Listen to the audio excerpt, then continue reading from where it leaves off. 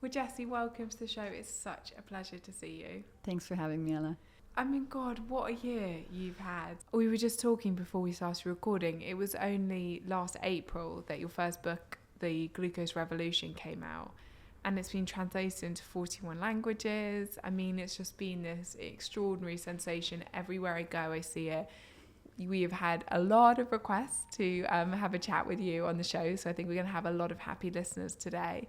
But before we get into your story and why you do what you do today, I would love you to introduce yourself. You know, lots of people might know you through your work, through your Instagram account, the Glucose Goddess, but who's Jessie? Oh, good question. Well, I'm French. I love cats. I love music. I love chocolate. I love sleeping. I'm a scientist. I'm also a people person. I love connecting deeply with somebody I meet at a dinner party. I love fluffy things.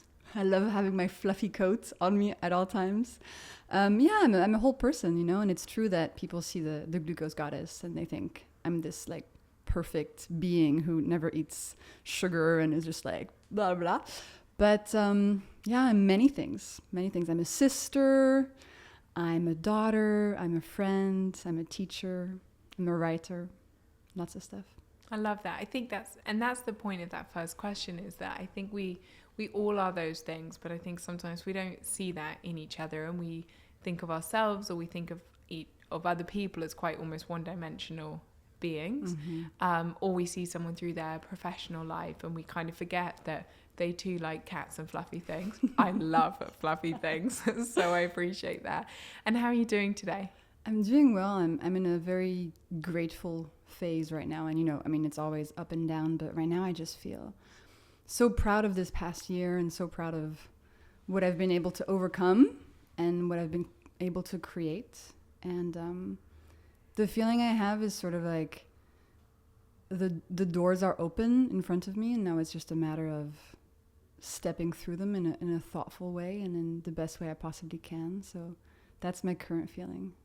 That's a very beautiful feeling. And I guess before we rewind and understand the journey and the experience that you had to get to where you are today and to create and cultivate that feeling, because that's a pretty extraordinary place to be in your life, and I think a place that so many people would love to be at, and the inspiration of how you got there I think is very, very meaningful. Because one of the things I so want to show on this show is the fact that that's not just a given. It's not just, doesn't just arrive. It takes a huge amount of hard work and sometimes kind of the depths of darkness in order to get to those places of light. And the more we see that in other people, the more I believe we're able to say, you know what, I can do that too. If I understand your personal growth and your transformation, there's bits that I can relate to and feel I too could become the person I want to be or unlock the things that I want in my life. And I find that deeply inspirational. So I'm very excited to get into that. But did you ever think you'd be doing what you do today, being who you are today? I mean, it must feel extraordinary. It's very odd. I don't think I've fully processed it. When I was a teenager, I wanted to be a singer. And I had all these Britney Spears posters in my room. And I just loved singing. No, I never thought I would be at this point, but in a way, now that I'm here, it also feels quite good. I do feel like a part of my soul has arrived in the place that she was supposed to be. So it's a bit of that duality. On the one hand, you know, I can't fathom the fact that there's like all these readers of my books and people stopping me in the street and the followers and everything, and that I exist outside of just my relationship to myself, that people have a relationship to me that I don't know them. That's really interesting. So no, I never thought that this would happen. Yeah, at the same time, a part of me feels okay and ready and comfortable with it. And so if we rewind to understand what was the kind of beginning of the journey to get to that place, am I right in saying it really started when you were 19, and up until that point you hadn't thought a huge amount about your mental health or your physical health? Absolutely. So when I was a kid, I had no passions except, you know, singing Britney Spears songs. Like, actually, who doesn't have right? that as but a kid? Nothing, you know, when I was a teenager, nothing like grabbed me. I wasn't passionate about animals or about like geology. I didn't really have any passions. I was just a really good student with a very calm, healthy life. And so it was a bit tough for me because I felt like, oh man, maybe I just don't like anything. I don't know what to do with my life. And then when I was 19, that's when things started to change. But it wasn't like in a big moment of joy, like, oh my God, I figured everything out. You know, I want to work in health. Actually, it was kind of the opposite. Something really intense happened to me. I broke my back jumping off a waterfall. And in a second, my life completely switched from this innocence of youth to this like immense pain, fear of death, a lot of physical problems and mental health problems afterwards. And I talk about that 19-year-old moment like the beginning of the journey, but really it was more the beginning of the pain. And that pain lasted, 6, 7, 8 years until I finally saw some light. And out of that light, I've created what I made today. But it was a lot of suffering to even get to the first little speck of light. And do you mind if we kind of hone in a little bit on what happened? Because obviously everyone's got their own stories and everyone listening will have their own moments of challenge and hardship in their lives. And it might be something physical like you experienced. And that was my catalyst moment as well. And it probably would have been actually a very similar time. And it was a physical challenge. But sometimes it's an emotional challenge, maybe it's grief. It's so many different factors for all of us. But I think there's something in understanding. Again, I don't think we often talk about what these things really feel like and how difficult and dark and low it can get, and A, that there's a way out of that, but B, that is normal. Those can be normal feelings. And certainly, and I know it's something you've talked about, I felt incredibly alone when I was going through that, and it sounds like it was the same for you. And that's something else that I really want to normalize, because I think especially in terms of opening up and really opening up about mental health, we've got to be kind of completely candid about that. Completely. So you were in Hawaii with your friends, is that right? And you were just having a really fun day. Yeah, I just, I was in the prime of my teenage years. I thought I was invincible. My 2 male friends jumped off this waterfall and they said, hey, Jessie, you do it. And of course, I wanted to be cool. I've always had this thing where I've really wanted to be cool. And so I pretended I wasn't scared. And I was like, yeah, I'll do it. No problem. And so I climbed to the top of this waterfall and I looked down and I'm like, oh my God, that's really scary. How high was it? 10 meters, 30 feet. Yeah. So high. Pretty high for your first ever jump out of anything. And my 2 male friends had told me, land really straight with your feet and then your whole body like really straight above your feet. And so as I leapt off the edge of the cliff, that feeling in my stomach of like, when you feel like you're falling, well, I was falling, and I completely forgot to be straight. And I landed just a tiny bit, sitting down just a tiny bit. And total freak incident. Basically my tailbone took the pressure and it went up my spine, and one of my vertebrae just went poof into 13 pieces. And what I immediately felt a lot of pain. And then I got out of the water. I was like, ow, ow, ow, ow. Could you swim out the water yourself? I could, yes. I think the adrenaline in that moment allows you to do anything. But the problem is you couldn't see anything. There was no bruising, no blood. Like I wasn't bent in half because of my muscles were holding me. So to the outside, it looked like maybe I had just pulled a muscle. So I walked back to the car for a mile with my broken back and like I had just wrapped a towel around myself. And then I spent 24 hours at home laying in bed thinking it was just a muscle thing. And then finally the next day, I told my mom, listen, it's not getting better. We need to go see a doctor. So we see a first chiropractor who touches my back and I go, ow, ow. And he's like, no, you have to go to the hospital. So I go to the hospital in Hawaii. They do a scan and they finally see the bones are broken. Then I spend 2 weeks laying down in the room in Hawaii because my parents were trying to decide what to do, like where I was going to get surgery. I ended up being flown back on a medical plane all the way back to Switzerland to have surgery there. Anyway, long story, but I waited a long time in that state of not being allowed to move, knowing my back was broken, but nothing was happening. And then finally the day of the surgery came, and very complicated, intense surgery. But then when I woke up, the physical stuff started getting better. And in a matter of a month, my physical health was back, thank God. And the surgeons did an amazing job. But then what nobody had told me about nor prepared me for is that my mental health and my brain really started suffering. And I remember the first symptoms, I just kind of felt like I was in a dream. Everything was a little bit fuzzy around me. I felt like there was sort of a veil between me and reality. And then it just kept getting worse and worse and worse, to the point where when I looked in the mirror, I would become super anxious. I was like, who is that?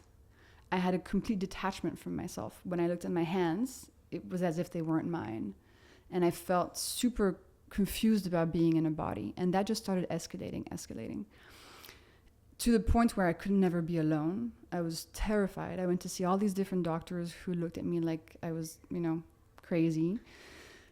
So a lot of pain. Yeah. And that stayed that way for about 1.5 years. And I honestly didn't want to live. I mean, it was really, really bad. And in that depth of pain, I think the one thought that kept coming back was like, wow, I was so lucky before. And when I had my mental health, I didn't realize, but I've really had everything. And your health really is the most important thing in your life and your greatest wealth. So yeah, it was a long journey, and that feeling sort of stayed with me for many, many years. And today it still happens once in a while, but through those years I've been able to manage it, and through learning about how food is affecting my brain, etc., it's also helped me a lot. But that phase of my life was so dark, and I was so alone. Nobody understood what I was going through. It was really, really hard. And did you talk to people a lot about it at the time? Yeah. Or did you find it hard to talk about? I told everybody about it, but it's difficult when you go to your friend and you're like, hey, so right now I'm looking at you, but I don't really see you. It's like, I know it's you, Ella, but I can't really register that your face is there. And my brain was just completely broken. And was that from the trauma? I think now looking back, I think what happened is that during the surgery, there was so much stress in my body that was never metabolized. Nobody ever told me, that I should have a little ceremony afterwards to honor the experience I went through, or shake to move the stress out of my body, or I had no practices, I had nothing. So I think what happened is that, yes, the huge amount of stress and fear that stayed in my body then led to those states, and there were many aggravating factors to those moments and those episodes of difficult mental health. And I know that this will always be with me. But now, for example, like just the fact that I'm in London right now for a week and I have an Airbnb and I'm living there on my own and I feel fine, it's amazing. I'm so grateful that I have that. I used to never be able to ever be alone because of the deep fear of existence I was feeling.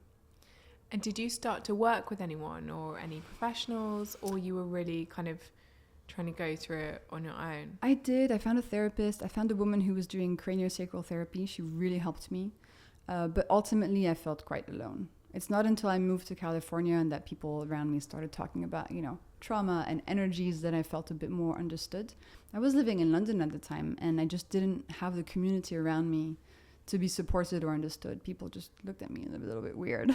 And I was like, I don't know why I'm in a body. They were like, okay. But it's not their fault, bless them if you have never gone through that. And I don't wish this on anyone. How could you relate? It's tough. How do you feel you got out of the kind of depths of the darkness 18 months later? What do you think it was that really allowed you? It sounds like it was a kind of journey over 5, 6, 7 years to really get to a place further away from that, but to be able to feel you could kind of live, for want of a better word, more normally. I think writing really helped me. I bought this diary and I started writing all my fears, all my anxiety, all my suffering, and I started having a bit more of a relationship with myself. So, like self-compassion, being more in touch with what I needed, how to make myself feel loved and cared for. I think that slowly helped. But to be honest, it was so gradual. I think just as I grew into myself, this slowly subsided because I was able to bring in more and more practices over time. But it was not like one day it was all gone. It was very, very slow. And therapy really helped. Figuring out my food situation really helped. Figuring out how to even set boundaries around me and just get better care of myself, how to handle my stress. All these small things of me growing into a new version of myself slowly made that feeling go away. But it's not until I think maybe 1 or 2 years ago that I've been really feeling okay, really fully okay. I think that's such a amazing example of the fact that it's not a quick journey when you start addressing various facets of your life, and we always so want it to be, but it's very inspiring to see that you've got to this place, but it's taken you, It's a long taken so period of long. time to get there. And when you're in those moments, and I'm sure a lot of listeners will relate, when your mental health is so broken, you think this is going to be you forever. Like your brain plays this trick on you, whether you have, you're going through an anxiety phase, a depressive phase, whatever, your brain is telling you, this is forever, this is you. And I felt so much like that. And now I know that's just a trick that your brain plays on you. So it's important to know that, because that really helped me not give up. I was like, I think this is not going to be forever. Like, I think there was a little thing inside me telling me that someday it was going to be okay. And that kept me going, I think. If you could rewind and give that version of you one piece of advice, or one piece of advice for anyone who feels like they're in that place right now, what would it be? The first thing that came to mind is do some ceremonies for yourself, like small little things, like sit in your bedroom, light a candle, write something, and just like give yourself love and self-compassion and space and time, and connect with your soul and tell her that it's going to be okay. I think for me, that would have been so wonderful to have as a tool. And also just the fact that it's not forever. It is not forever. Like, you will get through this. And even if I know right now it feels like you're never going to get through this and you're going to feel like this forever, you're not. And that's really, really important to know. And was it this deep connection with yourself and starting to cultivate that, and this desire to take that deeper? Is that what led you to look at genes and eventually go and work in that area? Yes, and absolutely. genes, by the way, I mean from a biological perspective, not what you wear. I'm here to talk about my denim brand. Yeah, absolutely. So, I was telling you that at that young age, I felt like, wow, my health is my greatest wealth. If I don't have my health, I have nothing. And I remember thinking so clearly, if my mental health and my physical health are not good, it doesn't matter what I'm studying, what career I have, like what I'm doing, what I'm wearing. Nothing matters if you don't have your health. And so from that place of being that young girl that had no interest, no passions, nothing, and I was studying math at the time in London, and the only reason I was doing that is because I had no idea of what to study, and my stepdad told me, if you don't know what to do the hardest thing you can. And so I went to study mathematics, literally out of that, like not because I particularly liked it. And finally, I had found something that I wanted to dive deeper into. And that's when I thought, okay, I'm going to learn about the body. I'm going to try to figure out how this machine works so that I can reconnect with this biological organism, right? That I felt so alienated from. So I went to the US, studied biochemistry in grad school. And then I moved to Silicon Valley to be in the field of genetics, because at the time, a lot of people thought DNA is the future, right? If we understand our genes, we understand everything. So I wondered, maybe if I understand my DNA better, I'm going to know what I need to do so that I can finally feel good. Turns out that wasn't exactly the case. But while I was there is when this wonderful universe gift happened. I discovered glucose. And that really, that was maybe 6 years after going to study in grad school. That's when I felt like I had reached a new level of interest, and I had found a new topic that could really help me. And before we go into that topic and about nutrition and glucose, I would love to get your 101 on why DNA isn't the future, why our genes don't dictate who we are, because I think it's a very interesting reflection point on the fact that personal responsibility is very difficult. And I've certainly found it very difficult at times to take personal responsibility for my health. Like, ultimately, making healthy decisions takes time, and it takes discipline, and it's not always the easy option. But actually, our daily choices and our lifestyle choices have almost a bigger impact than anything else. And I think we so often say, well, I'm just born like this is how I feel, and there's nothing I can do about it, these are my genes.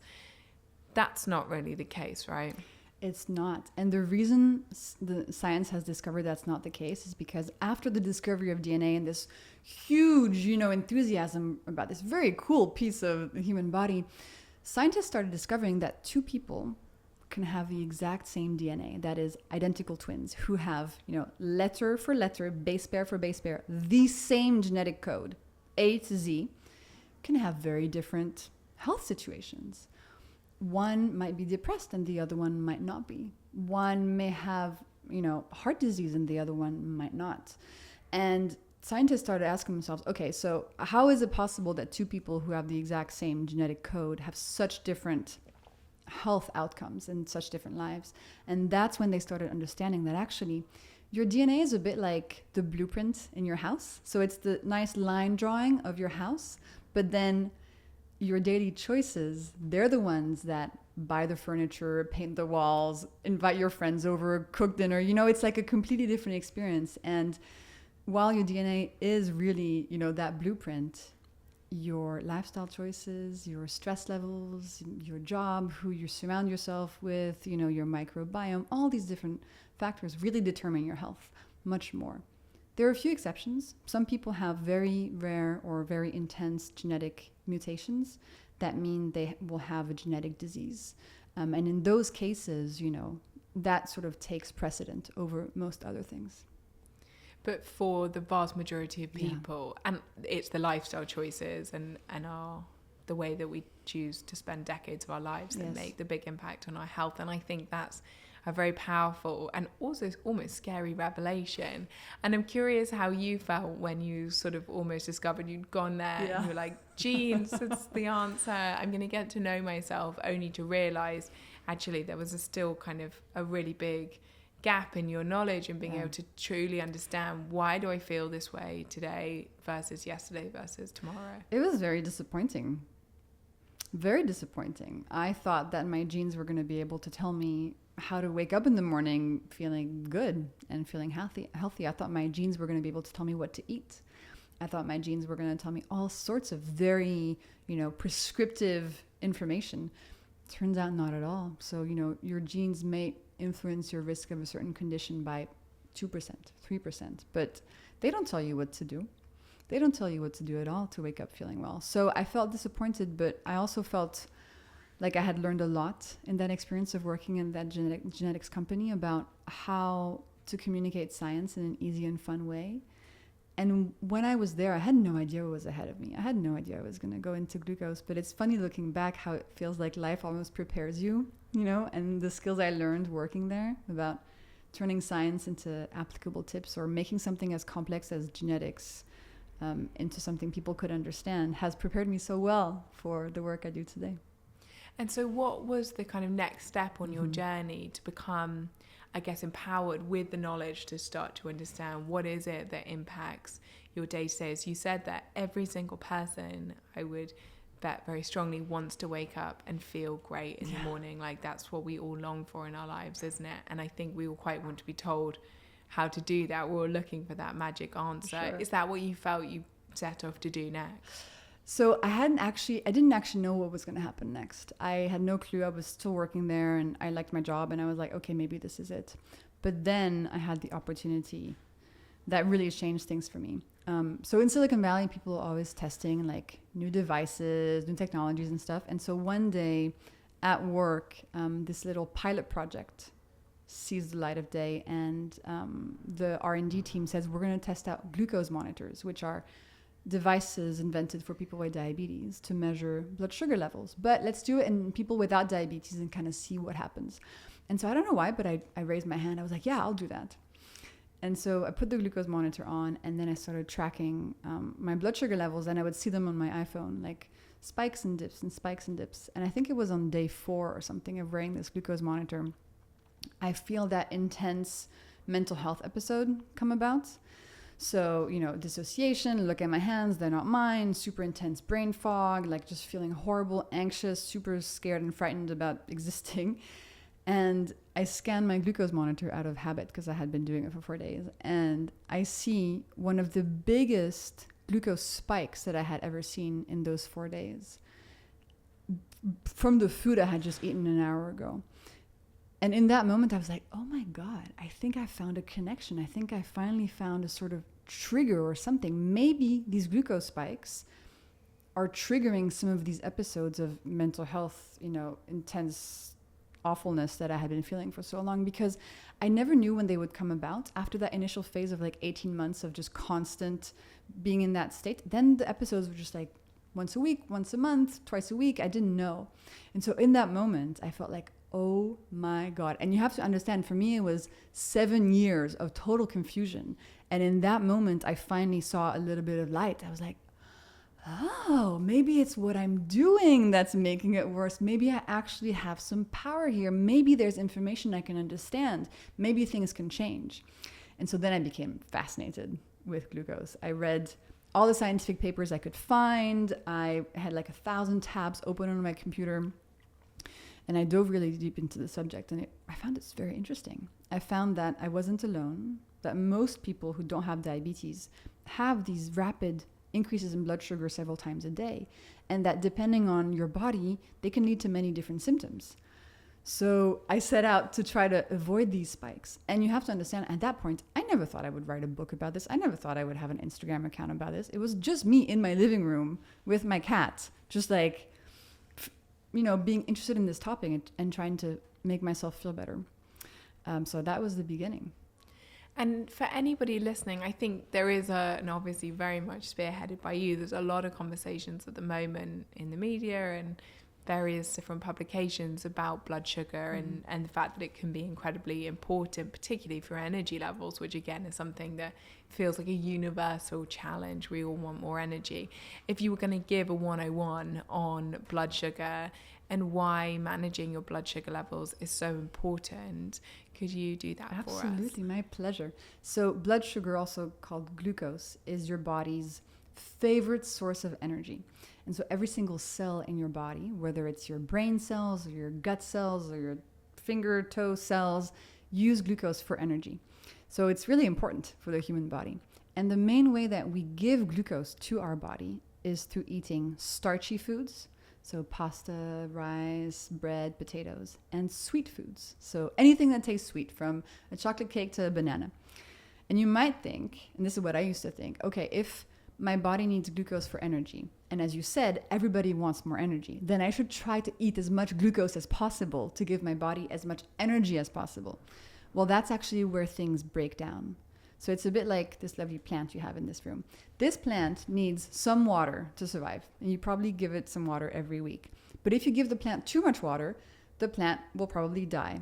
The human body is the same. Some glucose is really good.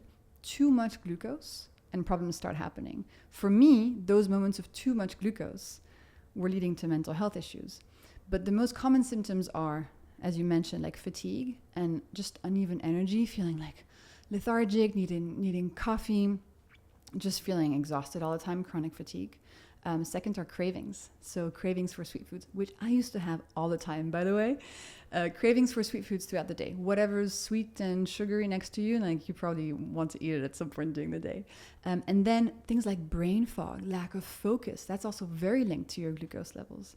And then we also see, of course, long term, when your glucose levels are deregulated, type 2 diabetes is the main consequence. But you also see many things like hormonal issues, like infertility, PCOS, difficult menopause, and the list kind of goes on and on and on. And you realize that depending on your body and who you are, these glucose spikes and this dysregulated glucose is going to affect you in so many ways. Do you see it in your skin health absolutely. As well? Skin, so, the more glucose spikes you have, the more there's going to be inflammation in your body. And a lot of skin conditions like acne, psoriasis, eczema, they're actually inflammation-based diseases or problems. And so when you increase your glucose spikes, those will get stronger as well. More acne, more psoriasis, more eczema. Glucose is also very connected to sleep. The more glucose spikes you have, the less restful your sleep will be. And also to aging. So the more glucose spikes you have, especially from sweet foods, the faster you age. And that shows on your skin as wrinkles, but also internally your organs start to slowly deteriorate.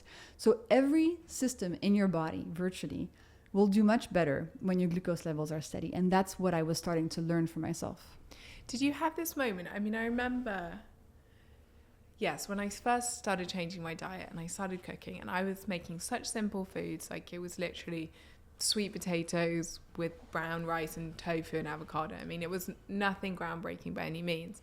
But I started making these very simple recipes, and within a few months, I just noticed things were shifting. My health, which had been stuck in a dire place for a long time, was slowly starting to improve. I felt infinitely better, but also it tasted great and it was actually very easy to do. And I'd always assumed, and you had a great time doing it. Yeah, and I'd assumed vegetables gross, you know, healthy eating, waste of time. Yeah. And I had this sense of like, it was almost evangelical. I was like, why doesn't anybody else do this? And it sounds so strange to say this now because it's 12 years later and plant-based and interest in health is obviously everywhere. But 12 years ago, nobody was talking about this. No one was interested.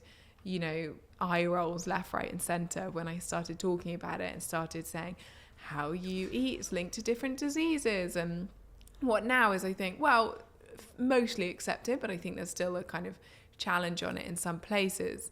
But it was a very interesting moment. I felt this kind of like fire in me to say, this is changing my life and other people need to know about this too. And suddenly this kind of completely unexpected career happened because, as I said, I felt quite evangelical about the fact that everybody should be doing this. Let's be honest, I quickly learned a few years later that not everybody wanted to hear about it. Some people quite humbling, that experience. Yeah, some people were like, can you be quiet? I don't really like you. And you live and you learn. But it was this kind of extraordinary light bulb moment of I've just got to share this with the world. And I'm an introvert as well. Like, I'm not someone that would have ever imagined having a job sharing this sort of thing with other people. Mm-hmm. I completely relate. That same thing happened for me. It felt like my soul was lit up. It felt like every time I was looking at papers about glucose, I just felt this energy in me. And that was really I loved going to those places. I loved learning more. I loved trying to tell everybody I could about glucose. And kind of like you, I started thinking like, oh my God, everybody needs to know this. I was telling my colleagues and stuff, and people were also, you know, the responses varied. Some people, like my family, was super into it. And they were like, oh my God, tell us everything on everything. And some people were like, what? Like, just leave me alone. So I learned a lot also in those moments about how do you communicate new stuff to people in a way that feels exciting? And that's where the idea of the glucose graphs came about. That's where I thought, okay, all these cool papers that I'm discovering, I want to tell people about them, but there's a marketing issue. Nobody cares if I print out the scientific paper and put it on their desk. Nobody cares. It's a little dense. Yeah, it's a little dense, very dry. Like, nobody cared. And so, you know, when I want to do something, and this is one of the parts of myself that has led to many wonderful things in my life, I'll get it done. Like, I'll do it. And so I felt that feeling of like, I'm going to find a way to make this interesting. And that's when I thought, I'm going to use my own glucose data to make these cool little graphs to illustrate the scientific papers that I'm finding so that people have a visual of the discovery.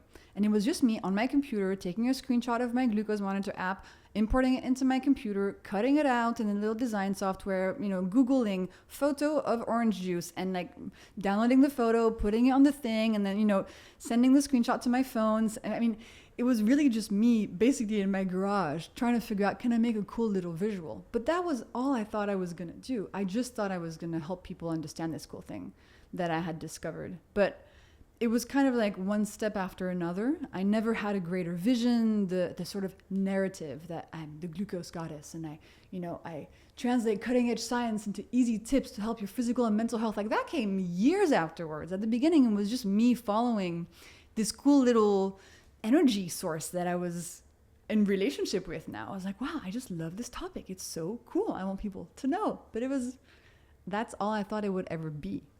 It's interesting that though, isn't it? Because I think so often we all have ideas and things we'd love to do in our life, and we find it hard to believe it's possible that we could, you know, go from our day job to our interest or our passion becoming something that is a kind of fully fledged career. And it's, you know, you started in a very, very similar way to how I started. It was, you know, a side project, you know, your blog. Exactly. And in my parents' kitchen. And as you were saying, very, very similar, like literally, you know, as basic as it comes, but then just taking next step and next step and next step, but being so excited about it that you believe that it could become something. And it's interesting, this idea that you can take this little idea and it can become so mainstream and so popular and kind of, for want of a better word, completely blow up. And I think it's very inspiring to believe that any of us could potentially do that too. Yeah. And again, like this concept of when you look at my work now, it seems like oh, it's so clear. I had an idea from the beginning. You know, the message is so easy. The visuals are so cohesive. You feel like, oh, wow, she had it all figured out. But really, I had no idea what this was going to turn into. I had no clue. The first step I took was to reach out to a few scientists in San Francisco who were working on this topic. And I met with them. I was like, hey, I'm interested in glucose. Can I meet with you? And I didn't get a very good vibe from them. I reached out to a few companies that were working on glucose stuff. Again, I didn't get a very good vibe from them. And so all these little moments happened where I took one more step. So I wrote that one blog post, and then I asked my one friend to also put on a glucose monitor, and I looked at her data and I gave her some insights back. And then I was like, okay, maybe I'll make a little Instagram account so that I could share these graphs. And my Instagram account was called my name, so Jessie Inchauspé, which I wasn't the glucose goddess in the beginning, you know, I had no clue. And so slowly I started posting, and I started seeing what people liked the most, and I started really begging for attention. So I would find these big Instagram accounts of big wellness people, and I would send them a DM, be like, hi, I'm Jessie. I have a small Instagram account where I'm posting about glucose because I think it's a really cool topic. Like, would you please repost me? Nobody answered. I mean, I must have sent hundreds of DMs like that. I remember emailing a lot of people on LinkedIn as well, people who worked in the wellness space, like, hi, I have this Instagram account. Can you please check it out? Hundreds. And maybe one person answered. I was like, oh yeah, that's cool, thanks. And they would reshare a post of mine in their story. And then slowly the thing grew, but really, really, really, really slowly. And I kept listening to the few comments that like my aunt and my mom were posting on my Instagram posts, and I was taking feedback about what they liked and they didn't like. And I was still working at the genetics company at the time. And I'm very risk averse. I have sort of a duality to my personality where I'm very risk averse, but also I'm very bullish that I can do stuff. So it's this weird little relationship between two parts of me. So I thought, I'm going to spend 6 months working on this project, 1 hour a day, in addition to my day job. And then after those 6 months, I'll decide if I want to continue. But I told myself, regardless of what happens, even if I only have 35 followers at the end of the 6 months, I'm going to keep doing 1 hour a day for 6 months. And that to me was the most crucial decision I ever made in this whole journey, to invest 1 hour a day for 6 months. Because so many times in those 6 months, I wanted to quit because I had 85 followers. And I was just like, I've had 85 followers for 2 weeks now. I still can't get to 86. And if I had not made that deal with myself, I would have never seen it through. So just that 1 hour a day really allowed me to kick off the project. And at the end of 6 months, I think I had like 5,000 followers. I was like, okay. And that's an hour a day of like begging, sending DMs, as I just mentioned. But that helped me start. And at the end of the 6 months, I decided to quit my job and try to do this full time.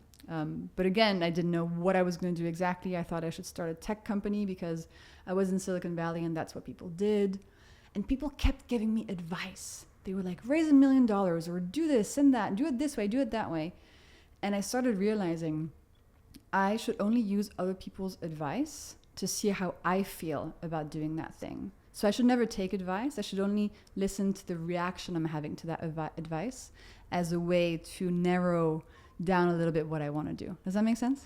It does. And I think this is one of the things that fascinates me with people, because as we were saying before we started, like normally when you get to know someone, not necessarily personally, but you start seeing them and you follow their work and you're interested in their profession, you see them in this more polished form when they've, for want of a better word, arrived. Mm-hmm. They don't have 85 followers, and it's all just a little bit shinier. And I think that we believe, therefore, that we can't do it. Mm-hmm. You know, I always really relate to this idea that you can't be what you can't see.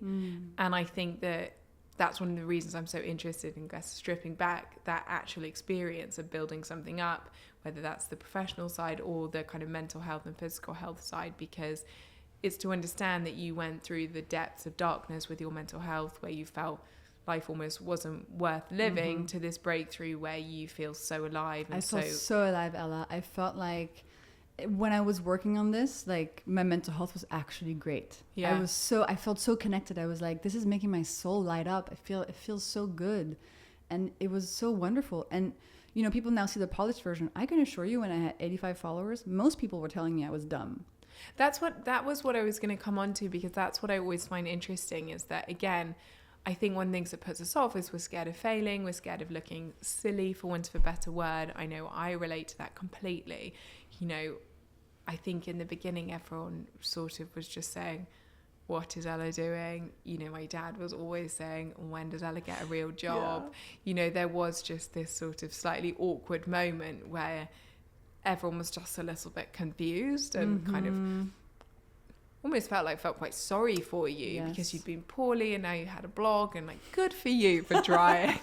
And there's just this interesting moment, I guess, of it grows beyond that, and then people say, oh, that's really cool. But there's this interesting ability, I think, that you have to cultivate self-belief and a belief in what you're doing, and that you can do it, and that it's worth doing. And be able to drown out that noise, because it's very...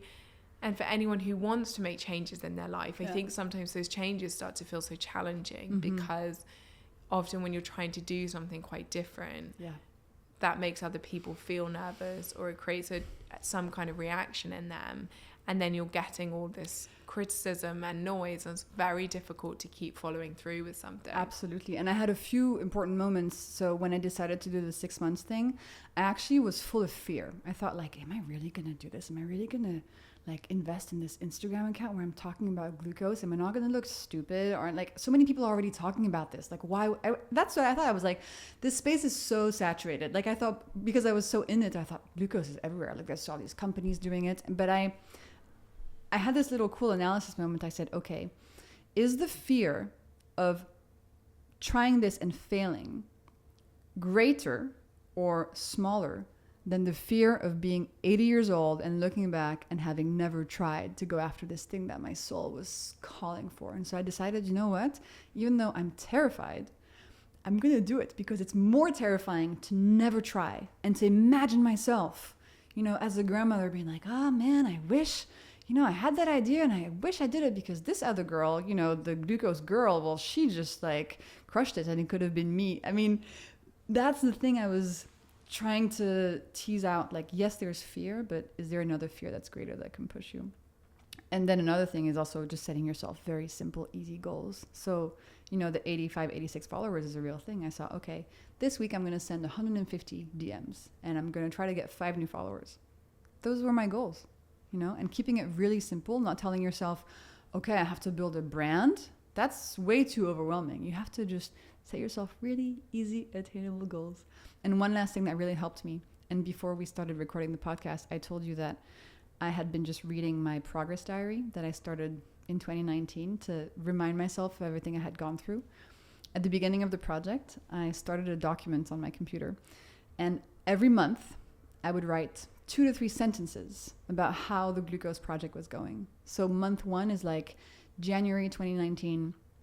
I'm thinking about this glucose project. Wouldn't it be cool if I could show visually the data from the scientific studies? And then just 1 month after another, just small little entries of this progress. And now when I'm feeling low, I look back and I'm wow, I've come a long way. And that helps so much to cultivate that belief in yourself, that you can do hard things, that you can improve, that you don't know what's ahead, and that you have to trust yourself, and that, you're doing amazing. That helped me so much. Absolutely love that. I think we so often need that. Obviously, as humans, we're kind of programmed to seek out the negative, that negativity bias. And I think it's so important to remind yourself of that. And any kind of mental or physical note to show that, yes, you might not have potentially made the progress you wanted, but that you've still moved forward. Yeah. Forward is a pace, Exactly. Yeah. And I, often you have to take 2 steps back to go forward again. And I think that's a very humbling lesson that you have to keep coming back to in any part of your life. But anything that helps you remember that you're still on an upward trajectory, even if you've taken a little visit down. Do you have sort of that, a sort of ritual like that where you check in with yourself and all the amazing things that you've built as well?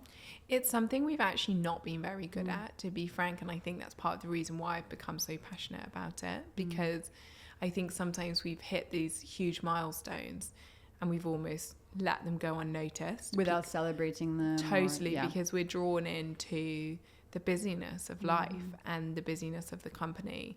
And exciting things will happen. We've just surpassed 10,000 stockists, for example. That's a huge number. There are 10,000 shops where you can buy what we sell. Yeah. And I actually only realized that because I was just on an internal document the other day. And it's, so things like that will happen. And I don't think we necessarily have taken enough notice of it. And that's been a big personal learning for me, because running a business is very challenging and you have new challenges every single day. Yeah. Like things generally do not go right. It's a problem solving exercise.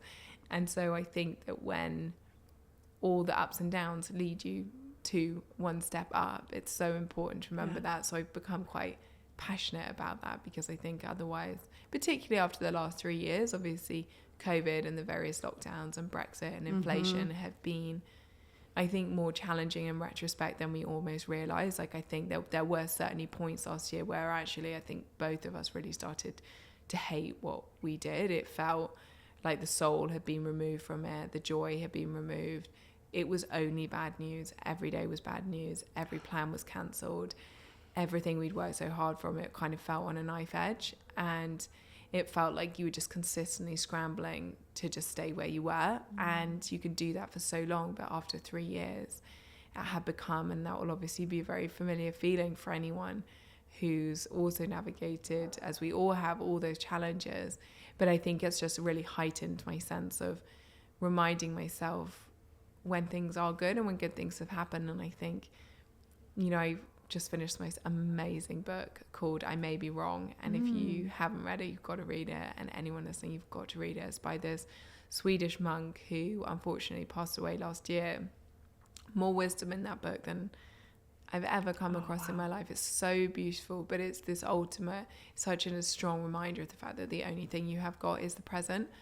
And it's just almost laughable that we as humans think that we can control anything external. You can only do your best and keep putting one step forward. But when things are good, you got to remind yourself of that, because you never know what's around the corner. Absolutely. And yeah. And I feel similarly now, I get to work on all these amazing projects and I can use all my creativity to its greatest extent, but I know how precious this moment is. Like I know that I'm really lucky right now that I got people interested in blood sugar and that it's helping people, and that people are talking about this and people are healing, and I get to do all these amazing things that I never thought I'd be able to do, but I know how fleeting that is. And even though I hope it doesn't stop, I live my life as if it's going to stop, so that I'm in this gratefulness and gratitude of the amazingness, like the fact that I get to get on your podcast. Like when I first started, you were one of my inspirations. I was like, wow, Ella, deliciously Ella, like she's cracked it, and now I'm here with you, and like that's just crazy. It's so cool. When I first started, I thought if I get 10,000 followers on Instagram, that'll be the greatest success ever. I wrote that in my progress diary, and now I have like 100 times that. So it's just, I'm so aware of how rare it is to be able to get to this point and do the work I'm doing. So I'm just like super grateful, and it's a nice feeling. And what is it, do you think, in particular, like any tips or ideas about thriving in your nutrition that have particularly resonated with people? Well, I think if you look at it globally, like the tips that I share, they're additive. They don't ask you to restrict foods, take foods away, never eat sugar again. They're very easy and cheap, right? Anybody can do them today, and you feel the impact of them immediately. And so I was lucky enough to come across this scientific research that all I'm doing is sharing. Like I don't do the research myself, right? I'm just here as the communicator between the scientists and the general public. And so I was lucky that this research is very recent and that I sort of stumbled upon it when I did, because nobody had shared it before. And the most important things, I think, in terms of the actual science that I share are like the savory breakfast, starting your meals with some vegetables, doing 10 minutes of movement after a meal, vinegar, close on carbs. Like, I don't know, these hacks have become a little family of super easy, gentle giants that everybody loves incorporating into their lives. And almost just to go into the tips kind of one step further, well, actually, in a way, one step more simple, because I think sometimes we make meals, we don't really think about the impact they'll have. And actually, interestingly, I've certainly been a very lazy mindset the last 6 months. Life just has felt so busy, and I've been much lazier with my meals.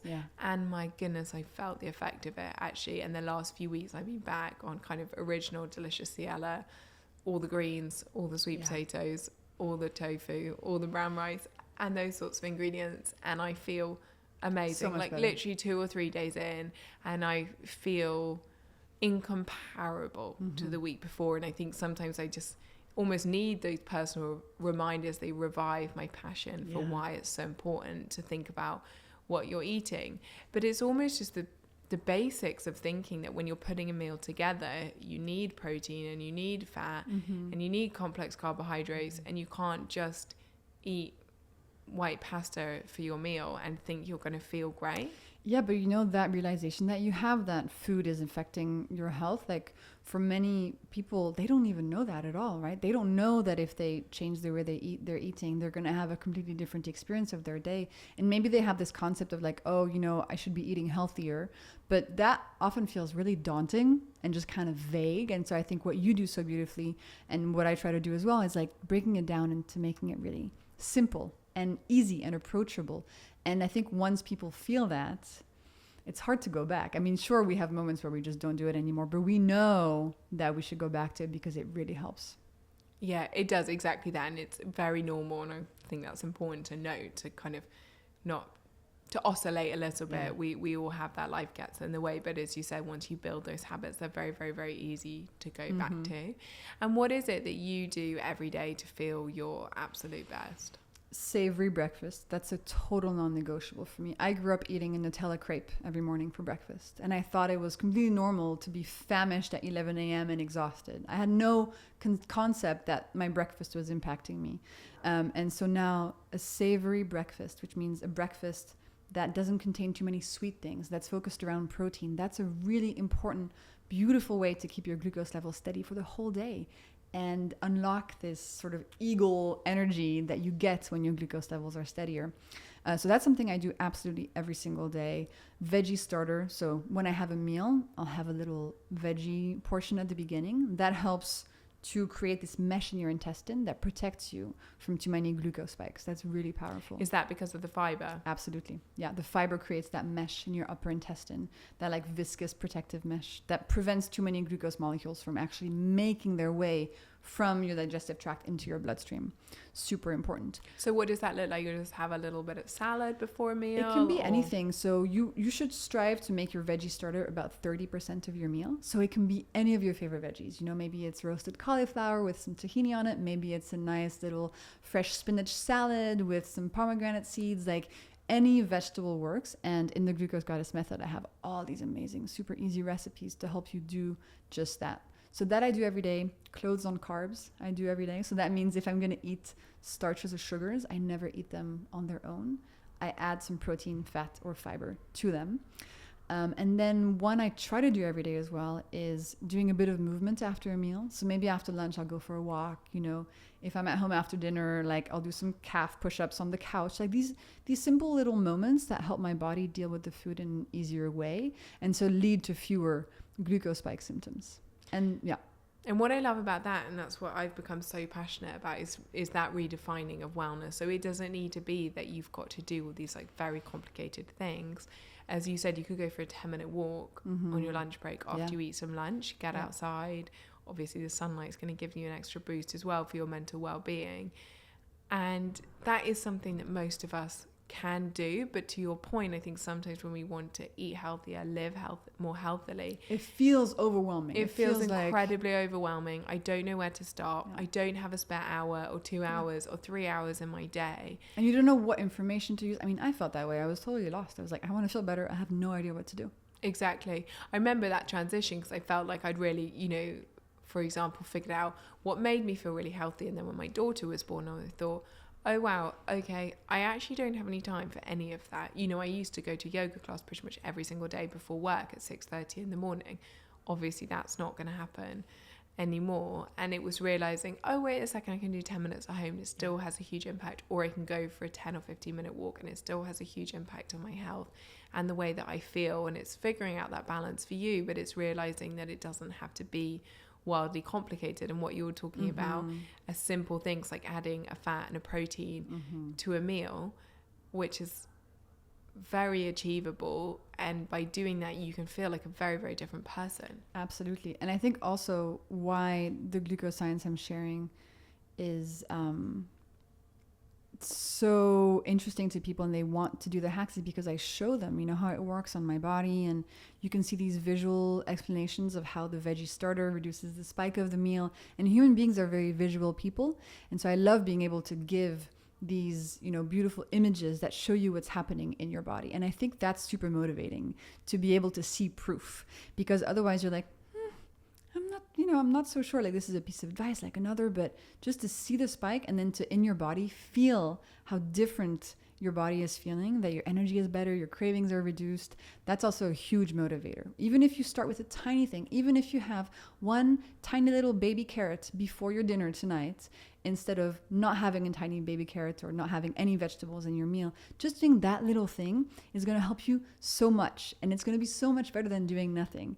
And that approach that I have, which is a similar approach I took when I was starting the project, which is like 85 to 86 followers. That's what I'm going for. That's my goal. That's what I'm going to celebrate. We need to celebrate the small, tiny things. Maybe it's 2 calf raises at your desk after your meal. Maybe it's like 30 seconds of yoga instead of a full amazing class. Like all these things, I want people to feel positive and to celebrate them. There's so much joy that you can bring to your life, and then you build your self-confidence, and then it's a virtuous cycle. It is. You start to feel like a superwoman. I used to hate working out. Now I'm like, I can't wait to go to the gym. I can't wait. I love it because I just built that in myself. Yeah. And are there other things you do outside of nutrition on a day-to-day basis to really look after yourself? Because I imagine it's pretty intense work you've been doing over the last year. Yeah. Has stress been a challenge? I have phases of intense stress and phases where I'm feeling pretty good, but there are some things I do every day. So every night when I'm in bed, before I go to bed, I open this app where I keep a little diary and I rate my mental health for that day on a scale of 1 to 5. And regardless of my stress levels, regardless of if somebody yelled at me on the street, whatever, like what I'm rating is just my mental health. So how in my body do I feel? How scared of being alone do I feel? You know, looking back to how I felt when I was 19. And often, you know, I rate it 5 out of 5. And just to remind myself that no matter what's happening around me, I feel better in my brain. That brings me so much peace and gratitude. And I've been doing that for 4 years now. So I have a little app with like 4 years of these 1 out of 5 ratings. That helps me so much. And then in the morning, another thing I do, also phone related, I don't look at my phone for the first half an hour after I wake up. That helps me hugely. Oh, me too. I think that's a kind of prerequisite for life. It's so tough because I used to just take my phone, open Instagram, it's 7:45 and I'm in my bed, and just that sucks all your energy, you know, and you are just totally dissociated for the rest of the day. So that's an important one too. And then I just chill when I can. If I have half an hour between meetings, I'll just like watch a Netflix show I love and eat some dark chocolate. Like I have no problem going into gremlin mode as soon as I have the opportunity to really just sink in and like do something I like to do. I don't feel guilty about, you know, filling every moment of my day. I try to just do the stuff I like doing. Was that always the case? Because I think a lot of people, myself included, struggle sometimes to sit still and sit quietly, and it's almost like we can't not reach for our phone and scroll because you're so used to those dopamine hits. That's a constant go. It's definitely hard, and I did not used to be like that, but now I realize that that's also part of my work. Like keeping myself healthy is my number 1 priority, because if I'm not feeling good, if I am stressed out, if I'm addicted to my phone, if my brain is all over the place, I'm not going to be able to do the work that I do. So it's become my number 1 priority. But it didn't used to be the case because, you know, I was working in a company, so you can just show up and be exhausted and hungover and it doesn't matter, right? But now all the creative juice and all the ideas and all the stuff comes from me, so I have to be more diligent about making sure that I'm taking care of myself. Good for you. Thanks, because Ella. I think it's so important, and it's not easy by any means. So what's next? Well, I have my new book out, The Glucose Goddess Method. I'm really, really excited about it. After my first book came out, which was sort of like a Bible of all the science and everything, I started getting this DM over and over again from people. They said, Jessie, I loved your first book, but now can you please move in with me and help me actually do the hacks?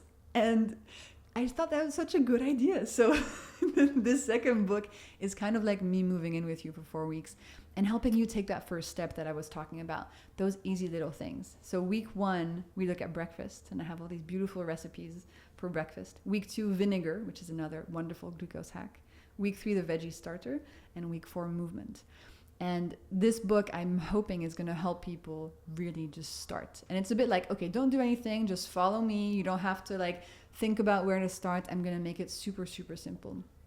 And because I'm a scientist and I love data, in October of 2022, I had 2,700 people go through the 4-week method. So almost 3,000 people went through it, and they gave me all their results. And so you have to remember, these hacks in this method, they're all additive. It's not about cutting out anything. It's about adding stuff to your everyday. And the results were insane. So 90% of people reduce their cravings. 70% of people have more energy. 40% of people with hormonal problems like PCOS improve them. 40% of people with diabetes also improve their diabetes numbers. And my favorite stat, 99% of people feel like they have picked up habits for life and are going to continue doing this. So truly, this book is like the on-ramp to steady glucose. It's like, you want to start, you don't know how to start, it feels overwhelming, start with this, and it's going to get you on that virtuous path that we were talking about, where everything is going to start, you know, falling into place, and then you're on. I love that. I know people often say, I'm overwhelmed, I don't know what to do, and my number one advice is just start. Yeah. Choose one thing. Exactly. Drink a glass of water, make a cup of chamomile tea, you know, make a 5-minute stir fry, go outside for 10 minutes, put on an inspiring podcast, run a bath without your phone. Doesn't matter what it is, just do one thing and do it right now. It's so easy to get out of the cycle of positive habits. But actually, to get back in it, you just need to do 1, 2, 3 things. And within 24, 48 hours, you're going to feel back in it. And you're so good at inspiring people to do that. It's really cool. Oh, very much likewise. And I think if anyone's listening is like, I'm out of the habit, just do one thing today. Promise yourself that you will do one thing today. It doesn't need to be anything hard.